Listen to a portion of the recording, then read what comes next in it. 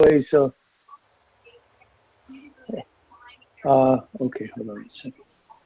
All right, let me go. You sent me an email yesterday, Judd. I have a question from somebody, I don't know who it was, on the open market operations by the Fed. I read a good article that MAC Corps have moved dollars offshore. Okay, I don't know enough about that. I have to look more into this. I don't think that that's why the dollars have been offshore. And I don't know the way the Fed can, well, that's not why but I don't know how the Fed can react to this unless they start pushing some of that money, dollars out into the system, which, and this is not my full answer to this, but it's going to be part of it. But that's why I think there's an article on Bloomberg today on the repo facility, because it made its way into the Fed minutes, and they're expecting to hear more Fed talk about it as a way to control short-term money, because the Fed funds has really been pushed to the sidelines, especially because of the impact of the interest on excess reserves. But that's my point about cutting it dramatically. I know it's not going to be done without a lot of dislocation in the market, but as I say, I don't care about the dislocation, because from a market participant and as an economic analyst of a long time, I'm waiting for the markets to finally to assert themselves, and that would help them assert themselves, so that all market participants, pension funds, insurance companies, banks, all the participants, mortgage players, who need to get real signals will be able to get some signals. I think that's the most important, but it would allow a lot of this liquidity that's parked at the Fed by design to start making its way into the system. So if we're worried, and I'm going to go to the Alhambra as long as I got it here, and he usually does very good work. We need to start to get into the system to see the impact, to see if a wave of liquidity sparked by that, which would ramp up bank lending, would help pick up that liquidity and speak to that, potential dollar shortage. So I do have to look more into this. So that's what I'm saying in regards to this. I will be, the next time I come on in the morning, I will speak more fully to this. But if we're really looking at a shortage of money in the system, we will,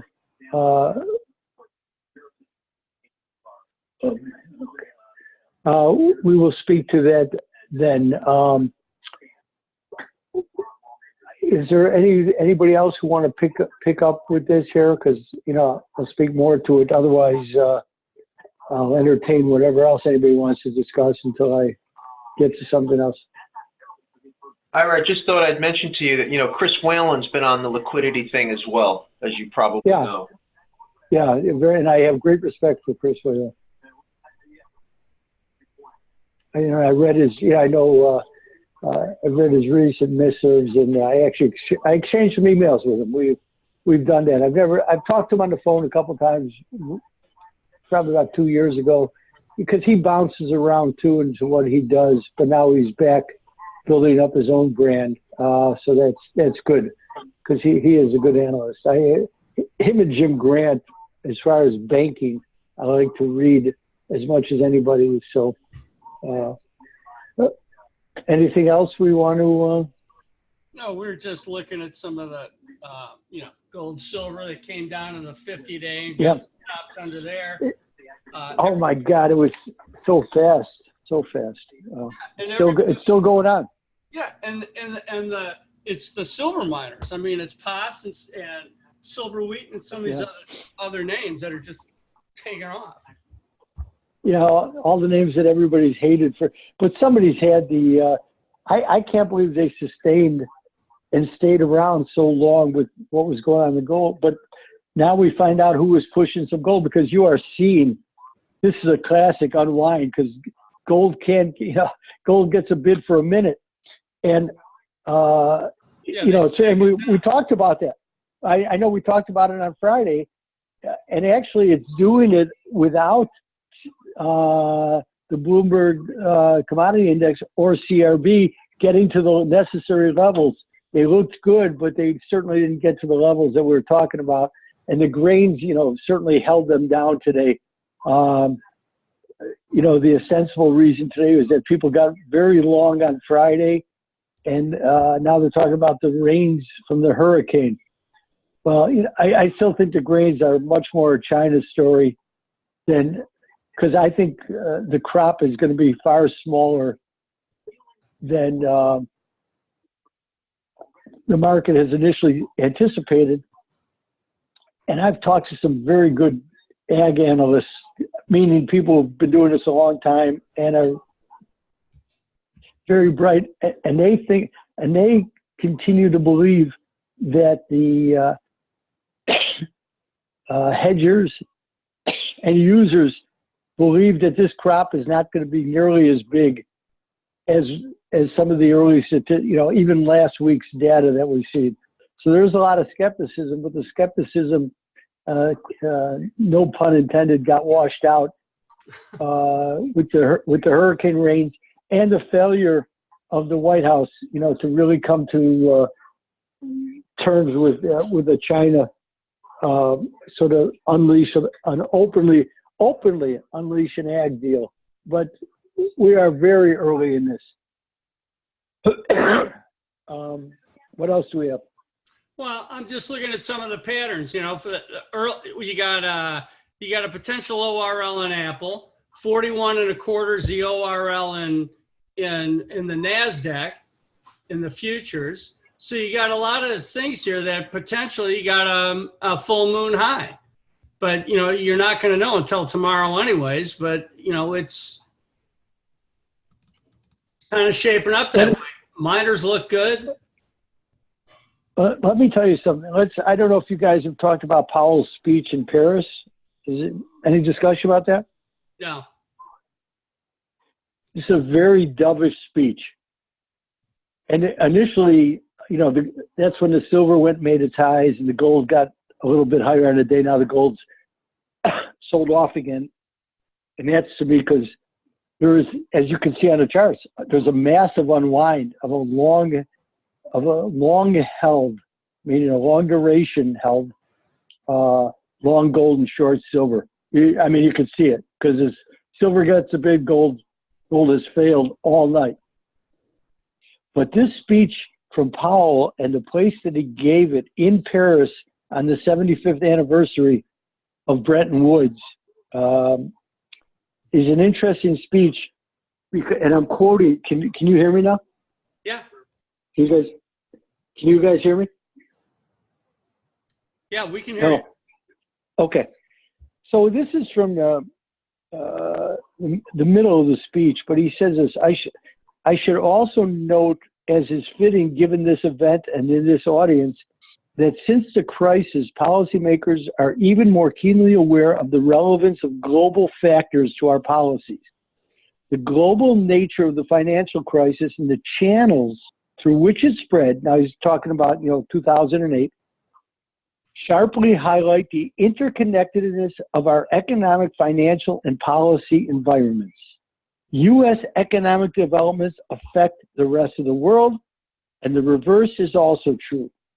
For example, the stresses surrounding the euro crisis and later the China-related volatility events in 2015 and 16 led to a general pullback in demand for risky assets that put downward pressure on U.S. interest rates and weighed on U.S. confidence and growth. In addition, we have seen how monetary policy in one country can influence economic and financial conditions in others through financial markets, trade, and confidence channels. Pursuing our domestic mandates in this new world requires that we understand the anticipated effects of these interconnections and incorporate them into our policy decision-making. So This is important. And I believe that this comes right out of the last 6 months of Richard Clarida's speeches, as I've blogged about since Richard Clarida has been making those speeches. And again, it's my theme, and I've discussed it on Santelli, and I've discussed it in my blog, and I've discussed it in this room. The Fed has 3 mandates. They don't have just unemployment and inflation in the U.S. Because of the reserve currency status of the dollar. They have a global mandate. And Powell used this venue to say exactly that. Because forget about what the economic data is in the United States. The rest of the world is pushing them into a much more dovish position. I hate that word, dovish position. And that is important.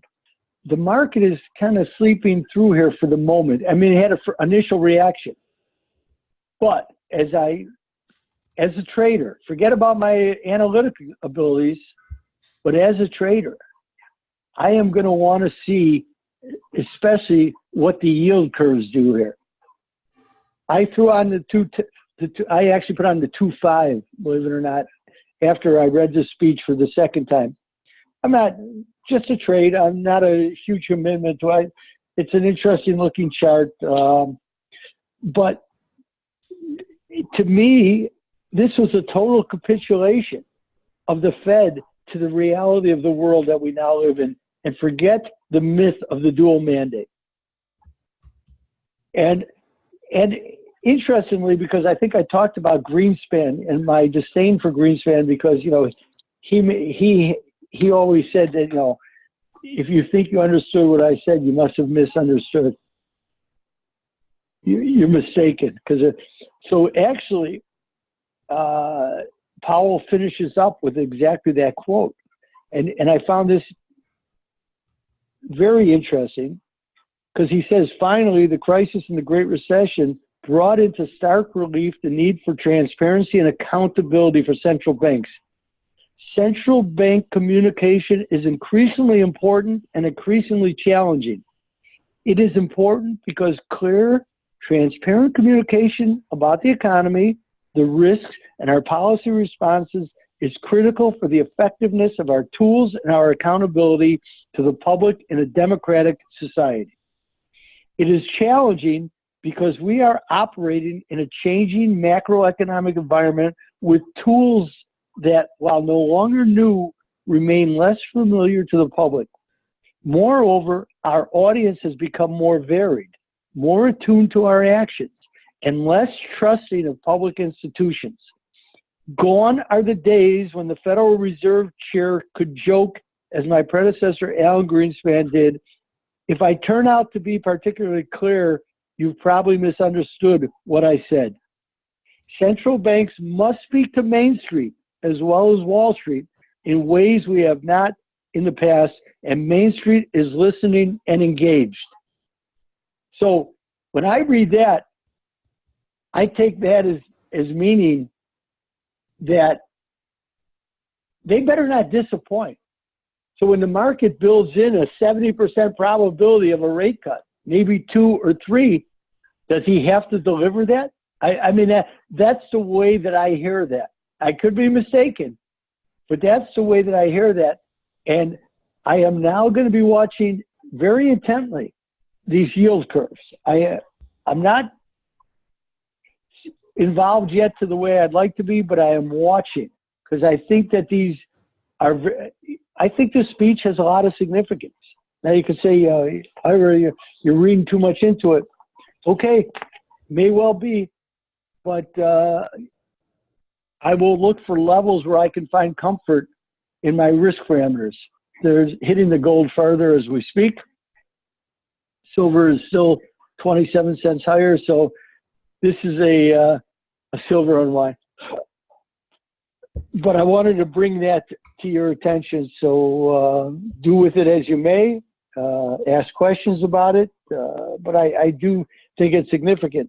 One other thing that I think bears watching, there's discussion of Trump getting rid of Wilbur Ross.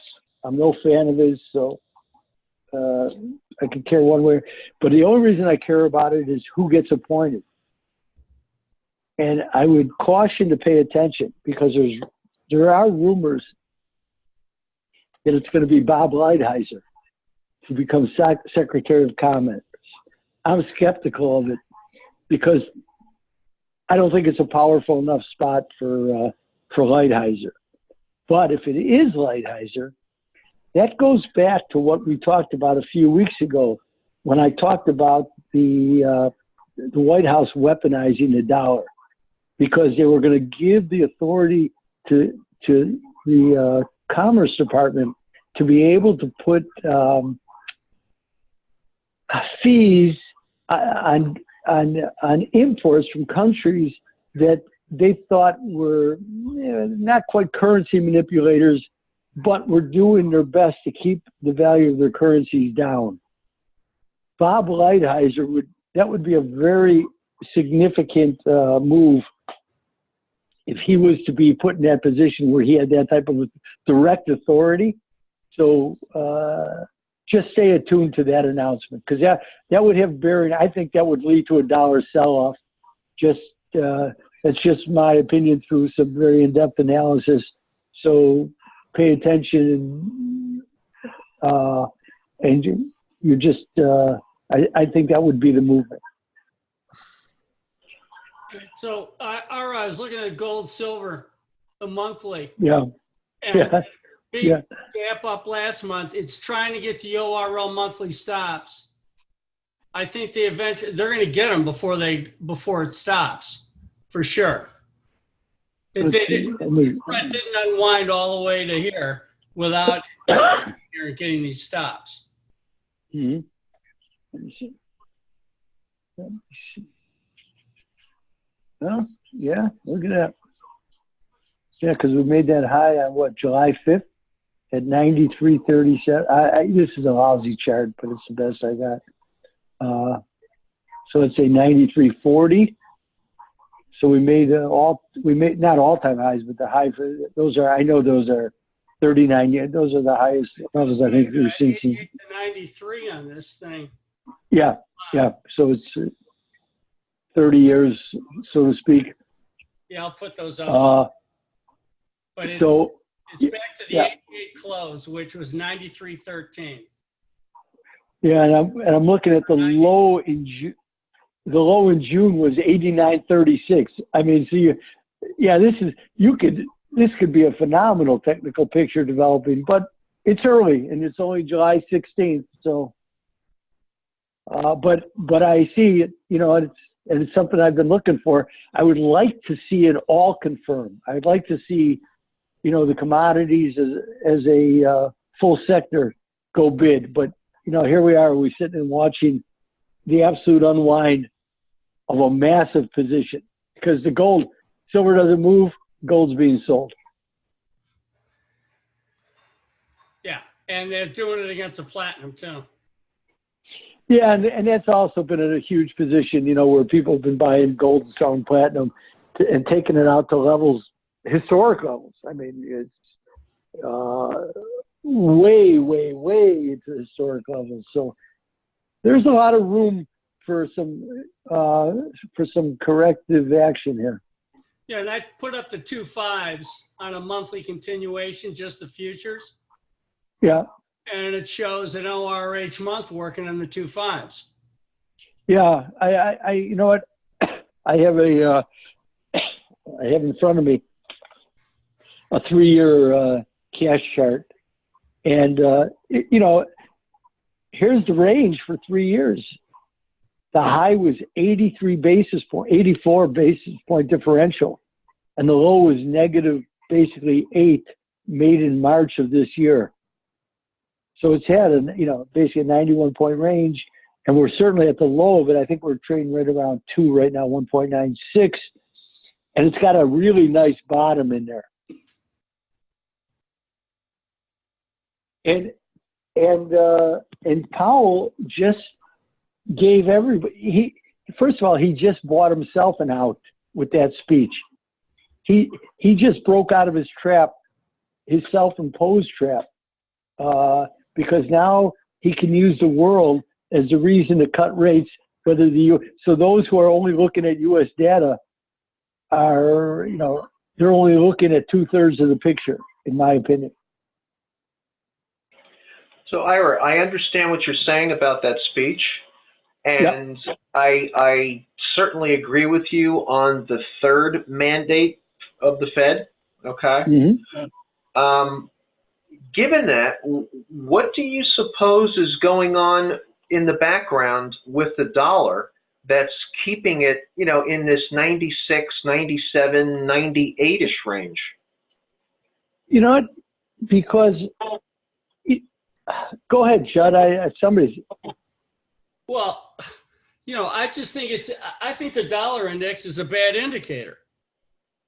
I mean, I think you have to look at it against the currencies. I mean, you had the rally in the Kiwi and Aussie basically to nowhere. And it's really a pound trade right now in Euro pound. Right. Oh yeah. It's a Euro sterling, John. But I'll tell you, it's more than that. It's hard to be long. It's hard to be short dollars. It's expensive because you're paying away a lot of interest differential. Here, I think the German-U.S. differentials out. Well, we're holding in that range, 235. Sorry. Oh, let me pull that chart up. Where is it? And I mean, speaking of Germany, I mean, I'm under the impression, Ira, and correct me if I'm wrong, that the German data, just continues to decelerate. Or, I mean, what do you think? I mean, I can't tell if it's bottoming, all right, but it ain't pretty. No, and they've had a good run, especially in regards to the rest of Europe. Oh, by the way, Ursula von der Leyen has been, well, they say that she's going to win. No, Lars says here that she's got the EU job, President. Yeah. Okay, so there was some uncertainty about it, but they supposedly locked up enough. So we don't know what the political. It'll be a while before we see what the politics of it are, but that'll remove one layer of uncertainty from the euro. Ira, have you heard of any layoffs yet in Germany? No. Unemployment is still very strong. I mean, employment is very strong. Because I thought it was Danielle DiMartino Booth. I should have kept it because I thought someone said something about some layoffs in Germany. And I thought, well, if that's the case, that's not going to be good. Well, there's 18,000. Deutsche Bank is going to lay off a lot of people, but that's a global phenomenon because they have a huge global footprint. Yeah, there'll be some there, but we're not seeing it yet. Not enough to make enough noise. Right now, it's all political. Germany is all political. I have not seen the economics of it. Yeah, I'm not touching Deutsche Bank. Good luck with that. Yeah, I mean, it's just not a pretty picture. Come on, Judd, show us how wild and woolly you are. Buy some DB. Yeah, well, that's the problem Just is show us your inner trader. when you get older, you don't want to do that. Hey, Ira, let me ask you about the 2s and 5s. What's your objective on it? What's your I don't know. I want to see. I don't have one yet. And I have it on for me relatively small. This is one trade that I would like all the steepeners because I think that they're coming but the market has to say, is the Fed pivot total here? And if they really have that's the way I read Powell's speech. Now, Judd will tell you, I have a tendency to be early, sometimes very early, in the way that I analyze things because my paintbrush is so broad, and I see things on the margins, and I can be wrong. I'm wrong all the time. I can't be wrong. I'm wrong all the time. Today was a certain. Well, I had one or two really good days in the grains, and now today I overstayed. I should have abandoned all hope yesterday, like Judd.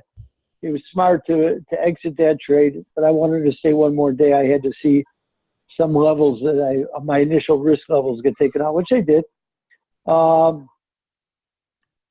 I'm probably early on this because there's different phenomena. Because the market now, I think they've convinced themselves that it's only going to be a 25 basis point cut at the coming Fed meeting, and that may well be.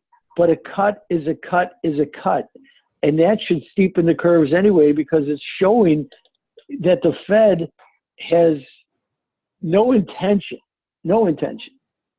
of going a separate way from the rest of the world's central banks, the main central banks.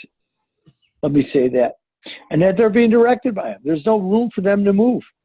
Now, what can really help steepen the curve for me is not only if you got a cut at the end of July meeting, but they also announced that they were stepping up the end of quantitative tightening and do it immediately rather than wait till the end of September. But somebody who I talked to said now they can't do that because they have this issue with trying to roll out of all their mortgage-backed securities and the whole balance sheet be involved in treasuries. But they could do that anyway and just move out of mortgage backs into treasuries and call it a day. That's my take on it, but what do I know? All right. So as we're sitting here, Brian asked if, besides reading wonderful blog notes from the underground, is there any other recommended reading you have on bonds and interest rates for macro trading? Well, anything that Jim Grant writes is worth reading. And Chris Whalen. Whalen, you have to think through it because he doesn't really give you the bond market most of the time directly. He shows you all the risks in the global financial system, especially the banks, and you draw it out from there. I read Bookfire, but again, I have to draw that out rather than just anybody giving me the bonds. Jim Grant does it really well. What else do I have? A few more go-to, but some of that's not accessible. I'm just giving you what's out there in a very accessible manner. I mean, Ira, if anyone's interested, Jim Grant is back to writing a bi-weekly column in Barron's. Right. Barron's got smart and finally did. The paper's been in a tailspin for so long. Danielle Booth Martinez, she's not bad. She gives you a broader picture, but she's not bad. But I'd say Bookfire and Jimmy Bianco is really good. He's got some free stuff out there, and he's good on the bond markets. There are a lot of people who like to talk about the bond markets. I don't know that they always put together the picture per se. And some of the work, like Joe, what's his name, who used to work at ABN, he's been all over the street. Now he's at, I forgot where he's at. He's pretty good. And just Bloomberg, has a lot of free stories out there where they do some really good, because it's a little bit late if you're trying to trade it, but it's really good and educational. And that's, I use Forex Factory. That's, there's a lot of stale stuff there, but it allows me to catch up to some stuff that I might have missed. And they do a lot of more stale Bloomberg articles, but you can learn a lot through those articles. So I go to Forex Factory. In fact, it's really good because it also provides a calendar of the weekly releases and gives you the market consensus of what they're looking for. So use Forex. I use Forex. I mean, there's a lot of other ones out there, but so be it. All right, that's good stuff. Any other questions? There's a lot going on. I know that people don't think so. I mean, I'm just looking at just the spreads, and you're going to have a big war here at 79.41 and a quarter at the end of the day in the NASDAQ. The NASDAQ pit, you know, doesn't show the same type of patterns, but the NASDAQ pit bond is putting an ORL day in after a gigantic move. So I'm kind of looking at some of these spreads and trying to determine, you know, how it's going to trade out over the next few days. And given that it's a full moon and everybody thinks we're nuts, I'm paying attention. Yeah, and you see the golds keep breaking. Yeah, it's just been hammering it. I mean, the miners just got smoked again. Yeah, and it's interesting. It's really interesting because, again, it's coming off an unwind of the gold silver. There's, you can watch it, you know, put up a chart and you can see it. So somebody's unwinding a massive position for everybody who's been watching this play for as long as they have. You can really see it. I can't imagine who's had this on. But then, you know, so it explains a lot why gold, you know, raced so far past everything else. Because, you know, that's why people say, why do you watch the crosses, currency crosses? Because you can see so much in the crosses. Like when the euro-yen cross is moving. The yen may be steady, but the euro's getting hammered. I know that it's cross influence. It's the same thing going on with the euro sterling right now. Oh, yeah. And the Brits are, and believe me, I think the Brits are laughing because if it was really something so bad in Britain, then, you know, put up the FTSE. The FTSE should be getting hammered too. But when these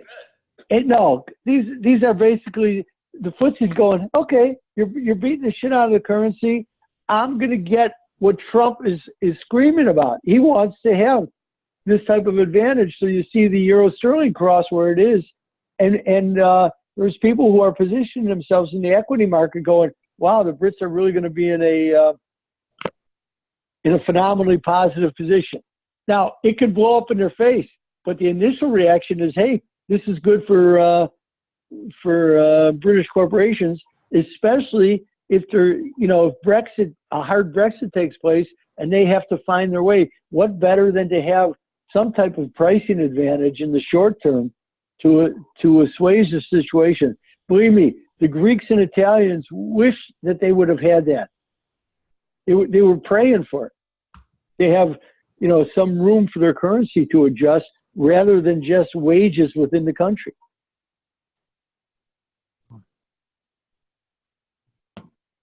I'm giving you an economic lesson, but these things do matter. And Trump is going to speak more and more to it.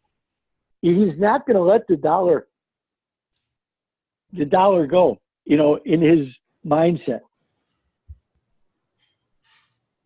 It's just he's got, you know, he's found other things to get himself in trouble with today. Again, God, how we wish he would all just shut the fuck. Excuse me. No. You know what? I talk to reasonable human beings, people who would vote for him, and they feel the same way. Because when you look at the policies, by the time it's all said and done, some of them are just right on target, but you just can't get there, and that's why he just needs to stop. Stop! You narcissistic ass, just stop. Well, I had a conversation with he's an oil guy down in the middle of Texas. Yeah. His comment was that he said, you know I'm just an old shit kicker sitting down here. But the problem with the Democrats is that everybody's views them as a bunch of socialists. And even though that Trump's a jerk, he at least he's punching somebody in the face and we can relate to it. Right. No, right. I know, but he does it I'll tell you, what he learned on The Apprentice is because he was, everybody forgets when he had The Apprentice, he was everybody's darling. They couldn't wait to drag him out on every main network. What talk show didn't want him? He was such good, but he learned really how this all works, how the media works, especially the mainstream media, how it all works.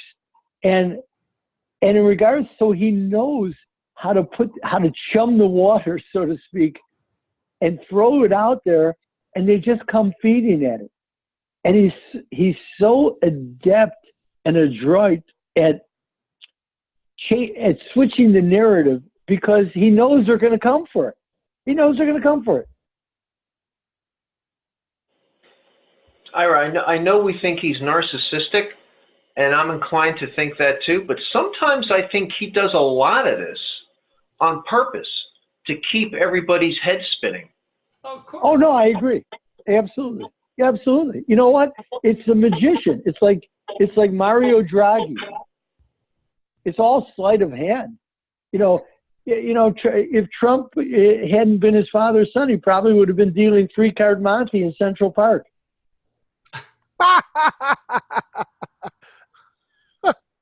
Hey, I watched Masters in Central Park on all the times I've gone to New York for business, and I would just go to the park and go for a run or just hang out in the park and just watch. And these guys were fabulous. Oh, it's amazing. Fabulous. You're right. It's truly amazing. Oh, yeah. Ira, why don't you tell them about being at Cryer's Corner in Hyde Park on your honeymoon? Oh, God. Oh, my God. Yeah, I was there on my honeymoon. Oh, yeah. Oh, yeah. Good thing I was. Oh, yeah. Just, because I'd get into it with anybody. But when you watch these guys, you learn a lesson about life. A fabulous lesson about life. And it always comes back to that movie, Guys and Dolls, the play. And there's a great line in it when Frank Sinatra is trying to get Marlon Brando, who plays Sky Masterson, who's a huge bettor, will bet on anything. But, of course, Frank Sinatra plays Nathan Detroit, and he only wants sure things. So he's trying to hustle Marlon Brando into a bet.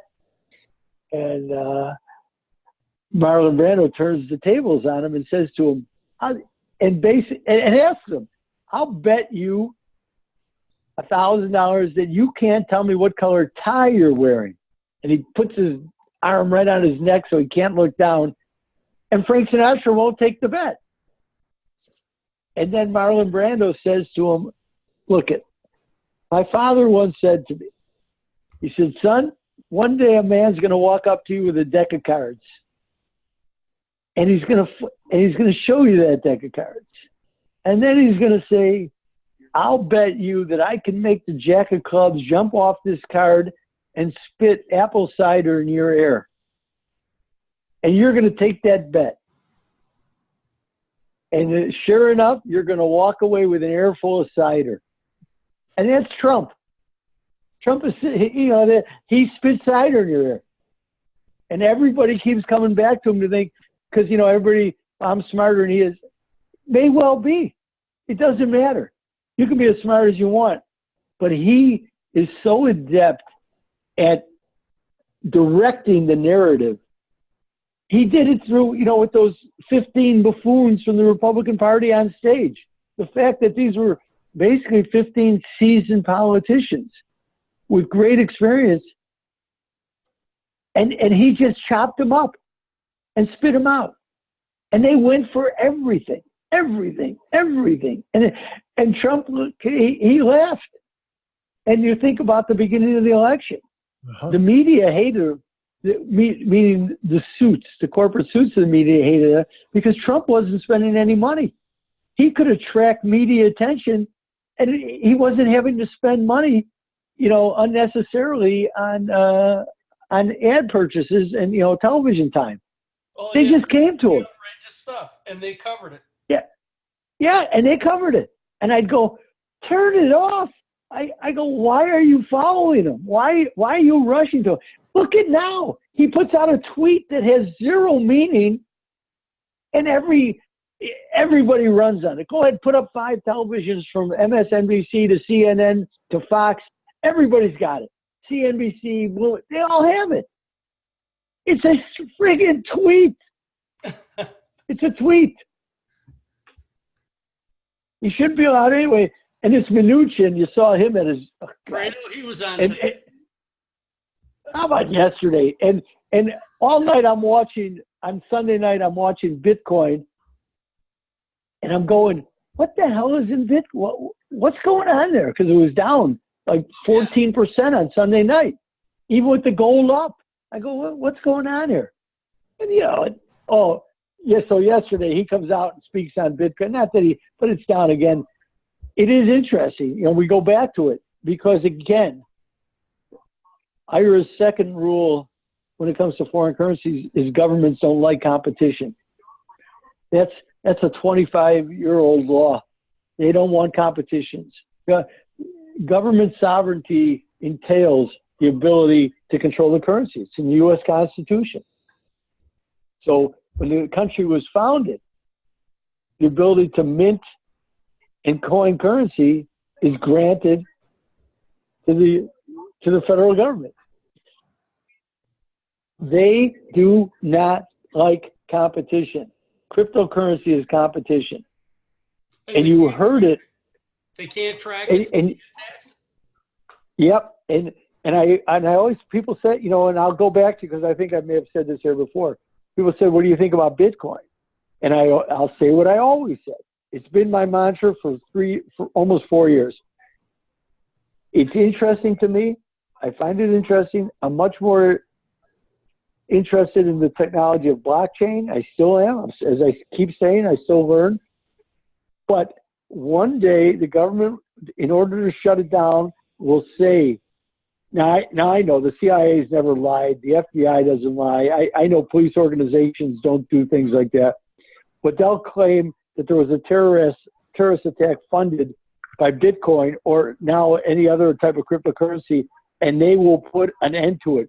And if you hold it, if you deal it, they will find you, just like Mnuchin said it yesterday. If you do something illegal, we will find you. We will find you. He made it very clear. Oh, here's something. Very clear. Here, do not. I'm sorry? Well, no. Do not take that lightly. When you're done. Do not. People who take that lightly, I know there's all kinds of conspiracy whack jobs in the world. And the black helicopter people, do it as you want. But I'm telling you, you'll be making a mistake because it's like tolerating a counterfeiter. Yeah, counterfeiting goes on. But when they find you, no matter where you are, and they will find you because you are playing with the sovereign basis of the government. If the government doesn't have the ability to coin and print money, it's like it's the same thing as its ability to tax. You take that away, you have no sovereignty. You have no sovereignty.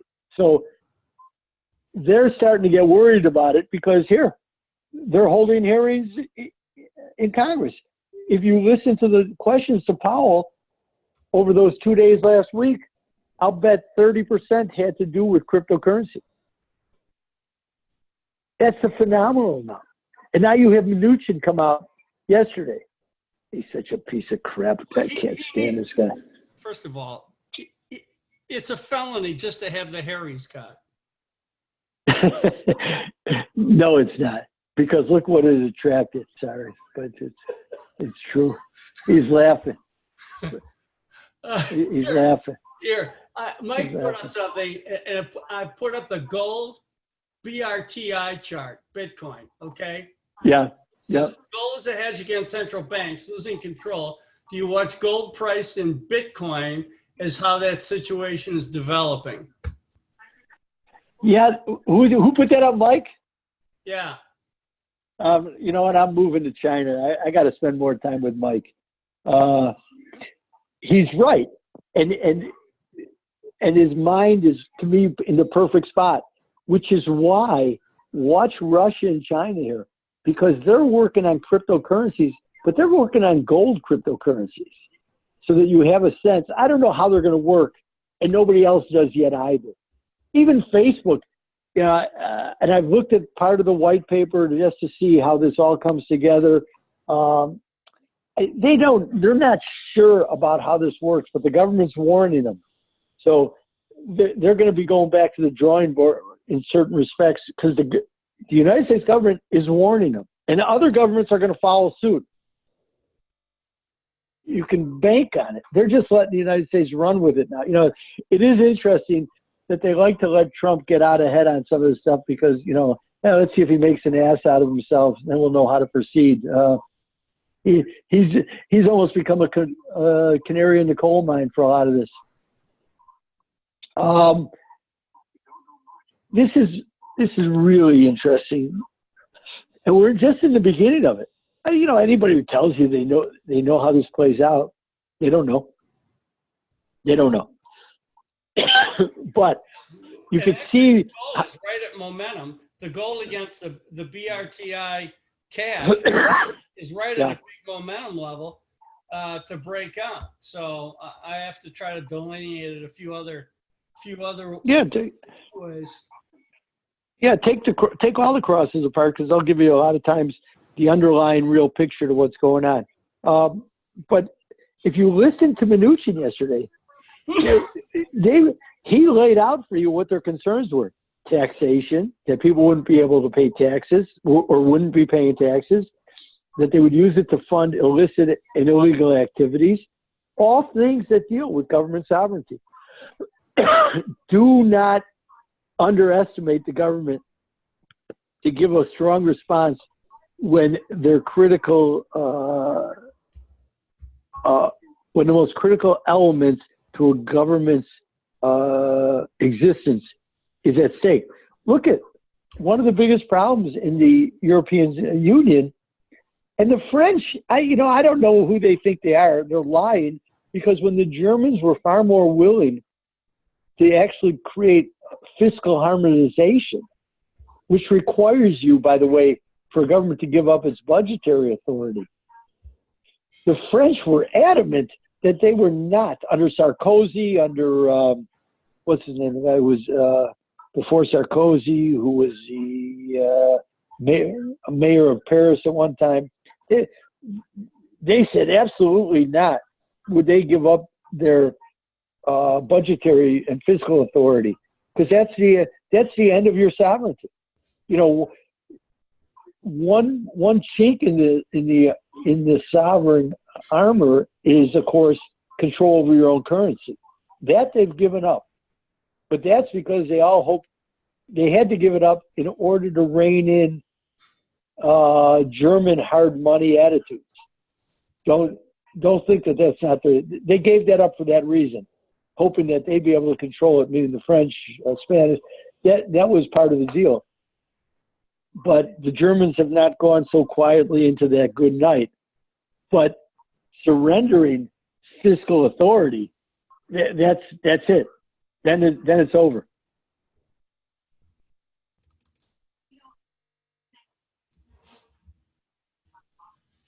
All right, guys, anybody have any more questions? Mike, this Mike is in New York, and I'm trying to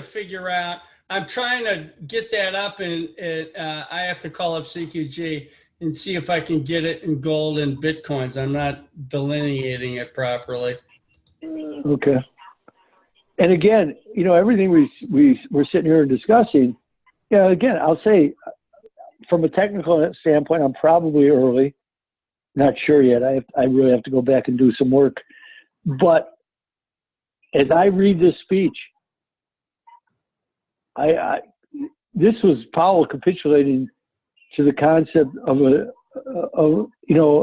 world taking precedence, and that he knows that he was trapped by Trump, because Trump's just looking at what all the other central banks are doing. So now he's turning it and saying, well, you know what? Oh, yeah, we're seeing all these, and I'm using his words because he starts the speech again with noting uncertainties. You know, it's right in there, uncertainties. So it is in there. And he covers himself pretty good with that. So it's intriguing, but I'd make this speech extraordinarily dovish. It's a short speech. Go read it. Go to the, go get it. As again, I just downloaded it off of Forex Factory because they publish that in real time. So that'll always help you. It's a good place to go. It's free. You find Zero Hedge on there too. But it filters out a lot of the crap from Zero Hedge and usually gives you the more relevant articles. So I hope I'm helpful in that regard. But again, line up the questions because we are getting into some very serious time here.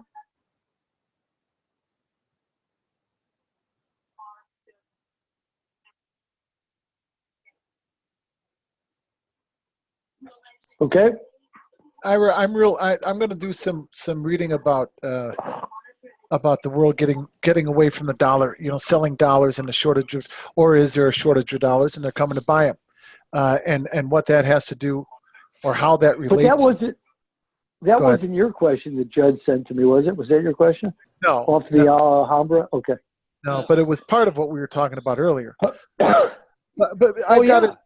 I'm trying to make sense of the world's moving away from, also trying to have, I don't know if moving away or just developing alternatives to the SWIFT system, from Russia and Asia to even Europe's, idea of it, and how all of that interconnects then with all of it, and how it's all related, and does it even matter? Well, it matters, and we'll come back to that concept of sovereignty again. Because when you can't control the transfer of assets, the United States there's a term in international relations called extraterritoriality and international law, whatever international law is,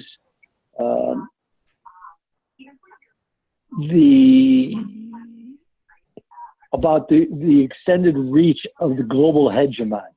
And that's what the United States is. The United States is a global hegemon. And through its control of the world's reserve currency, it has extended reach. And therefore it has the ability to impinge upon other countries' sovereignty. Hey, I'm Russia. Why are you going to tell me who I'm going to send my funds to? Well, as long as you're transacting in dollars, I have the ability, because I control the international exchange system and the transfer system through SWIFT, that I can do that. So I have more sovereignty than you, and that's what the world is dealing with. The Chinese may not like it, and in any other good thing, you succumb to it, but that doesn't mean you stay static and are not working to find ways around it. You are. And when people throw up the gold standard, it's a red herring anyway. Mm-hmm. We're not going back to the gold standard. You couldn't.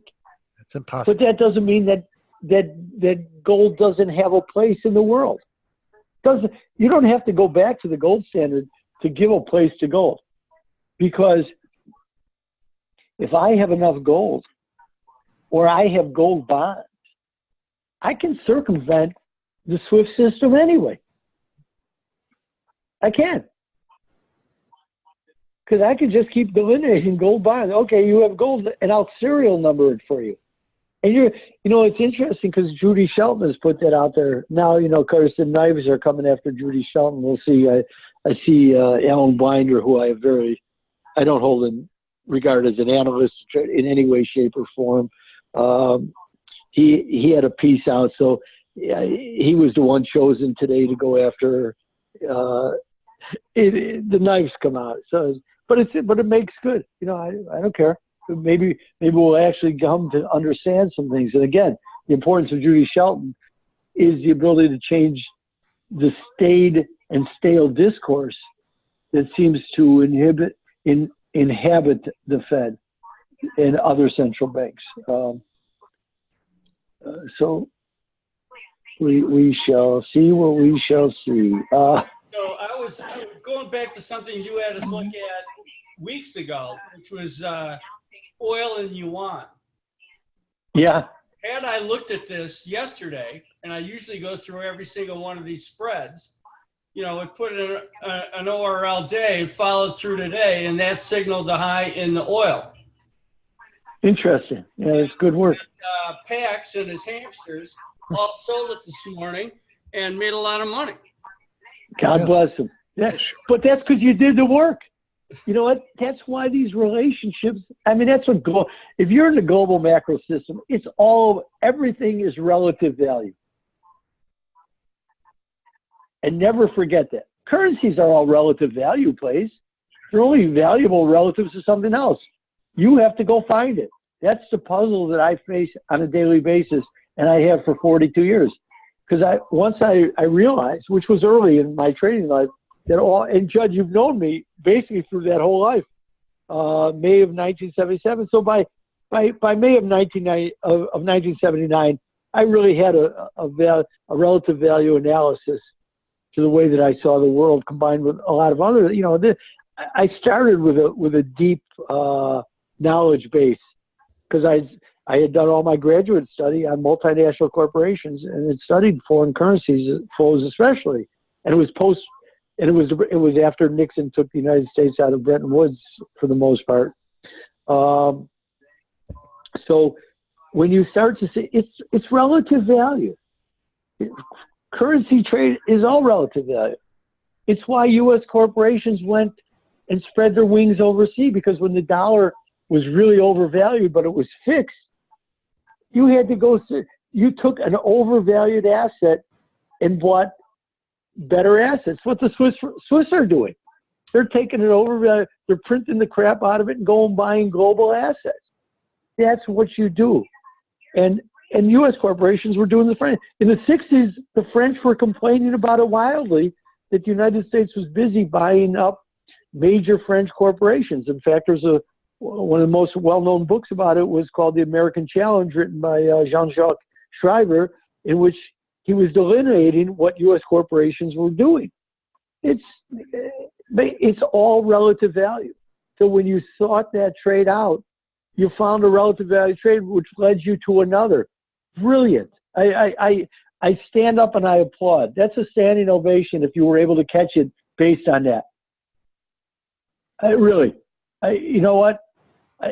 Now the students are teaching the teacher, and that's the penultimate moment for anybody in life. So that's a great trade. Thank you. That's the second time. I appreciate that. Why didn't you put 20 on for me? Yeah. Sorry. Next time I will. No, that is truly a great. You know what? Be proud, because that's the way you found your way to it. Relative value, and that's why we also why it's so nice to be patient. It's like this morning I was pissed because I screwed up the silver trade, and then I got impatient and did stupid things all over the board. Oh man, we've been talking a lot about that. Yeah. Be patient. When for all last week when I was with you guys, and yesterday I was so patient and caught such great trades. In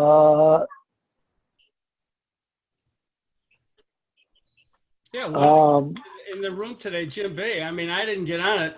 He bought Roku right out of the box. It's a 10% day trade. Beautiful. Beautiful. If you knew, and you were proceeding, you set your risk tolerance levels. Great. It's great. I can't say. I applaud, and this is what it does. People say, "Why are you doing these?" I said, because this is an information business. If you're in the financial business, you can roll dice all you want, but this is an information business. If you can share information, because there's a million good ideas out there. If I can find one or two, or as my friend Paul used to say, all he wanted to find was the 10 big ones every year. I still talk to him. He's a bright guy. He taught me more about foreign exchange, and in certain aspects of it, because he was the head trader of a very large, and we're still friends. We still talk. But find them, and they're findable. And when these guys come on and tell you that, you know what, don't forget, most of this crap you hear, somebody's trying to sell something. What you should do is try to sell yourself on an idea. Oh, that's, let me think about that. Oh yeah. And you can find these things. They're not all locked up, because even people who, the so-called smart money guys, it's one of the better things the Nigerians do, because they spot options activity. And we know people are always playing. If you're going to make illicit money, if you've got insider information, or if you're Donald Trump, you're going to use options. But that's what smart money. They know something more than you, but they got to put the trade on somewhere. Yeah. They you know what? So that's why I pay attention. I always view it as a flows game, because the money's going to show up somewhere. The money, you know what? And if they're larcenists and they're moving big money, fine. I'll see it. I have to see it somewhere. You can hide it for a little bit, and the markets are so big and vast, but they're not. It's like when they say the FX market is $5 trillion a day. You know what? That's a myth from our perspective. It's $5 trillion a day if you use everything that's done. You're talking about in notional terms. Yes. So, one corporation comes and does a massive option strategy because they know they have currency exposure over this period. You don't get access to that. And that includes every currency that's traded in the world. Well, we don't want to trade 80, 90% of them. So it's like I've always said to the CME, it's bothered me, because I've been very involved there. And I was, from a member perspective, and it's just true. I knew more about currencies than most people involved there. Judd, would you agree? I mean, there's no question. I mean, the guys there, Yeah. they were lucky they know which end of the pig was, the pork belly. And when the marketing department would come to say, well, we're only trading 100 billion. We're only 2%. We're 4%. They were using the numbers that the banking industry was giving them. That was coming out of Euromoney magazine. I go, that's nonsense. Run the numbers of what we are on an apples to apples basis. What percentage of our Swiss francs traded today? What percent are we of Deutschmarks traded today? What percent are we of the, and then break it down to the speculative, because that's really what we're seeing. Yeah. And then when you grow, the hedging business would come to you, which it did. But all stop comparing yourself. For a reason. That's because all exactly of was on our floor. Exactly. And you would try to explain this to the marketing guys, but a lot of the marketing guys came out of the banking industry, and the banking industry couldn't wait to excuse my French, piss over the exchange and show their insignificance, because they didn't want anybody else playing there. And I'd look them in the eye. I go, you know you're lying. It's just a lie. And the exchange still runs with that information. Why? Because they hired bank people to market it. Well, how about my rap sheet down there fighting with the banks every day? They thought that it was their purview to pick us off. Sorry, we created it. We created a liquid market for you. Exactly. And they came down there and then took everything out of it that they could. And then it died. And we got our shares as going away presents for it. Yeah, right. Well, but that's, you know what? Don't make you know what? That's okay. And there's a lot of people, myself included, say, hey, at least I got something. Had it been left to a lot of the order fillers, I wouldn't have gotten anything, because they would have just run it into the ground until they could turn off the lights. 1,000% right. So, that was the battle. And Because if I had to listen to those guys, I would have gotten nothing because they weren't trading with me anyway. You know that because then they got it. The banks would only give them the business if they traded, So they were basically just trading for the banks because they were filling the bank orders because they said, well, this is where my money's, this is where my bread is buttered. And I go, how stupid can you be? And I would have to draw them math. I'm sorry, I'm going on about this, but as long as and I would explain, it works, and I would explain to them it works the same way as money in the system. If you trade 100 lot with Judd, because not me, I was not much of a scalper, and Judd was pretty shitty because I always had too big ideas. But if you trade 100 lots with somebody who's scalping the market, that 100 turns into 1,000 because he's selling them here. If you give them to a bank, it's gone. You just push them into a black hole. And that's not saying don't trade with the banks. The banks the banks made the exchange viable by providing the liquidity to attract a lot of other big players who were smart enough to go, I don't want to be at the banks because I have no anonymity. See, the banks used to say, trade with us, you have anonymity. No, you don't. The banks know everything you have on. Yeah, and plus the fact that they make 40 to 80 pips a trade versus a 2 on the Merc. And they know where your stops are, and they're going to – so I said, you know what? And you see all the lawsuits. So who was right and who was wrong? Okay, I rest my case.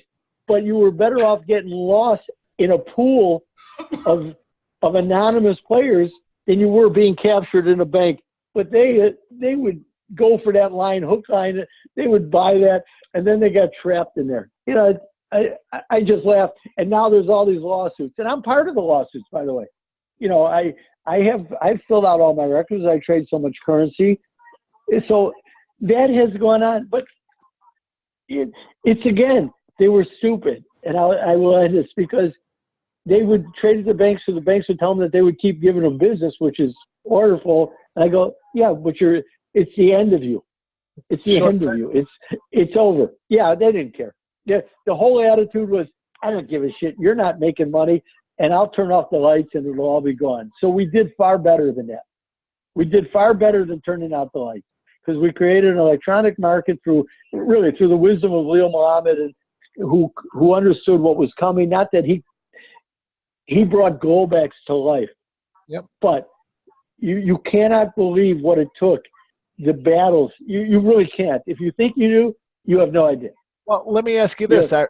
Let me ask you this, because I know that Leo had to fight literally everybody because of the short-sightedness and the power of the broker groups. So, and I know that it was you and he. You guys were pushing. Bill Shepard. Believe me, Jimmy Olaf. Jimmy Olaf was an order filler and had to battle against his own source of existence. But he understood it. And Jimmy, everybody say a prayer for Jimmy. He's really improved, but he's been really sick. He's terribly sick. Yeah. And believe me, it was through Jimmy's wisdom that the whole concept was able to be sold to the membership at large. And I'm telling you from being as inside could be. Jimmy did yeoman's work. Good. I didn't know that. Yeah. You know what? It's long enough after I answer any question. That's really factual. And Paxi, you know what was going on. I do. You know the battles. And believe me, my phone used to ring at 10:30, 11:15 at night, and the phone would go like this. They wouldn't even wait for my voice, and they would say some really nasty swear. Not that I care. I just swear I could. And my wife would look at me and go, another one? Yeah, because, you don't know what the hell you're doing. Oh, God. I relish. But it had, you know what? It had to be done. Everybody was like that. I just remember being in Barry's office when Dittmer called him and then hung up on him. Oh, Dittmer. Yeah. Yeah, and Barry saw the wisdom of it. He knew it. Listen, his clients, and he would tell me all the time, I used to have many conversations with him, how much business it would bring. And look at the way the mini S&Ps had to be born with two hands tied behind its back. But that's that's the way that's what all of that process taught me, is that you do things in little bites. When you are talking about dislocating people, massive amounts of direct dislocation to their livelihoods, it has to be done. You have to show them the way. You have to show. And that was another great thing that Jimmy Olaf really did, because he put together that program, the whole program of educating everybody for the transition period that was going to come. Now, I'm shocked that was Jimmy Olaf. Yeah. Shocked. I'm telling you. I thought that was all you. All these years, I thought that was you. No, Jimmy. What Bill Shepard and I were aware of, and we fought and ran that program of the handhelds, so that we would bring synthesis to the pit and Globex, especially like in the currencies. All the locals had, so they could have access to Globex while they were in the pit. Because here's what I knew as being a life seed owner. I traded 2 days of my life at the Life, but I did own a seat that I bought in the 90s as they were going through their transition. And that woke me up through talking to Roger Carlson and others, because what the Life did wrong is that they bifurcated their liquidity pools. Gigantic mistake. And it allowed Eurex to seal the Bund. They were going to seal it anyway, but the Life made bad decisions and allowed it. Once you bifurcate, so if you had some customers only with an access to the screen and some access to the pits, you're bifurcating your liquidity pools. That's the surest moment of death. That's a great point. So instead of taking little bites out of it, like the E-mini did, exactly. They took a big giant leap forward and they lost it. They lost it, and the Bund was ready to go, and they weren't. So they just pissed everybody off, and they migrated out of there. It was Frankfurt. They migrated out of there. That was, you know what? Bill Shepard and I with the handhelds, and Dave Dugan, who was the CME tech guy, who did a great job, who was afraid of his shadow, but we told him, Dave, don't let anybody yells at you. You come to me, and I said, and we didn't build a Christmas tree. We made those handhelds as easy, and even an idiot like me could do them, because everybody wanted, we want this, and we'll get there, but you want to do it as easy as possible, because all we did was want buy and sell, because we did not want those liquidity pools split, because then we knew we were dead. And you know what? We learned a lot from the SIBO too, because they had gone through some difficult times. But the non-buy, that I wear very proudly. I will say that. But no, Jimmy Olaf, all of that transition, that was Jimmy. That was Jimmy's genius. And he really did it, because he knew what he wanted. We kept, it was a good thing that we had people who actually knew how this business worked, and it was good to get it through. And it's really, I'm very proud of it. What I'm not proud of is I should have stayed. And, I just stood for 6 years through the IPO, and then I said, okay, I got to get back to making a living, because I couldn't go to any more meetings. This place could meeting you to death. maybe that's why Leo had his last winning trade in 1986. Leo's a very smart guy, but sometimes somebody had to change the price on their card for him to get that. No. Just kidding.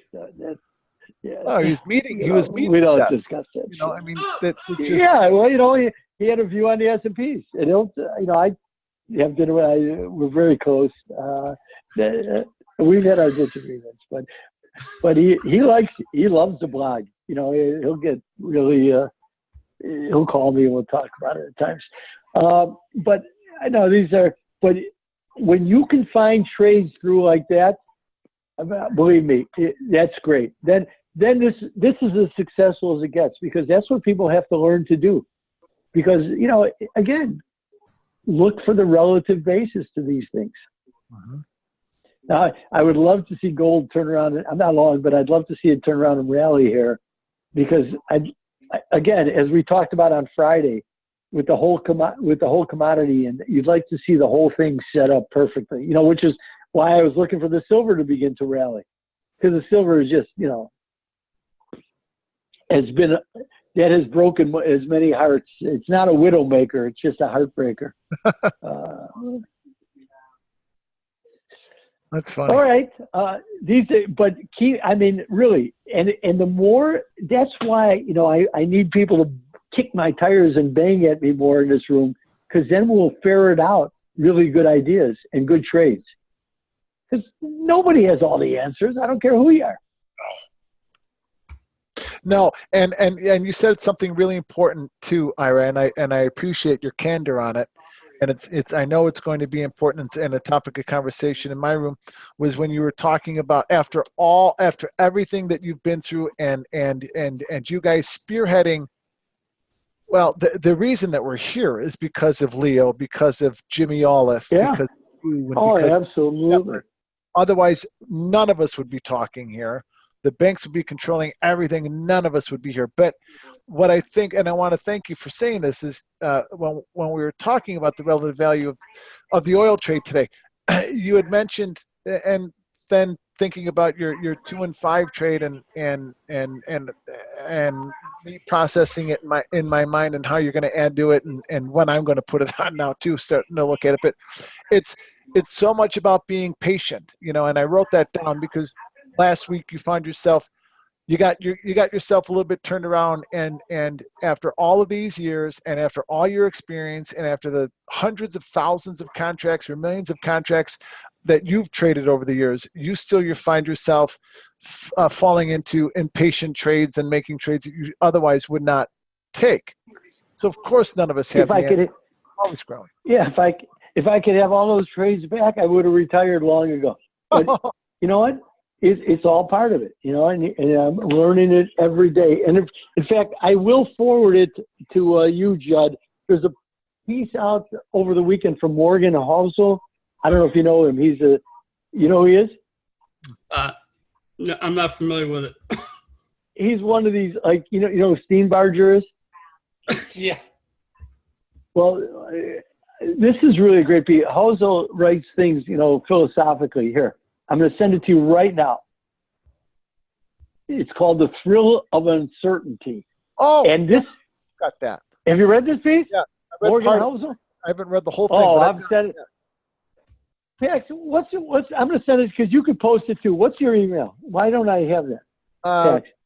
I don't know. You've got it someplace. I'll text it to you. Okay, I'll do it to Judd. He'll give it to you. Yeah. I know I should have it. All right. I'm giving it.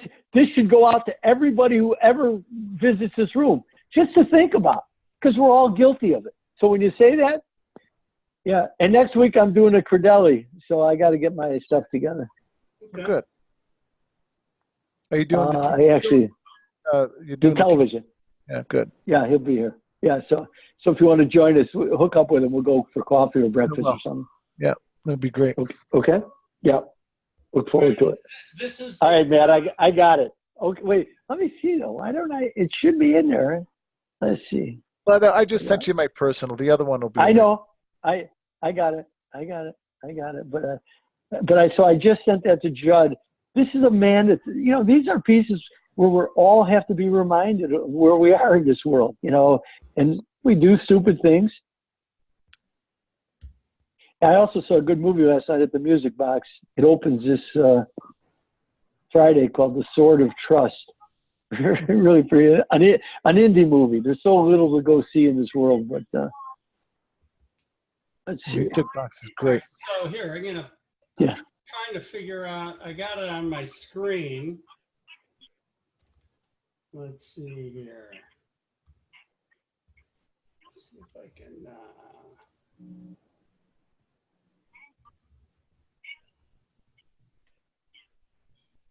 Judd? Yeah, I'm putting it in for everyone right now. Yeah, but through Google Chat, send me his email for Okay. Matt's. Here. My right keyboard too. Jeez. But you know what? You guys, I'm really happy to hear that the oil was found. You know, because again, it gives you. anything that you find and go, wow, this is kind of interesting, it allows you to trade maybe a little more size because you go, wow, I really found something here.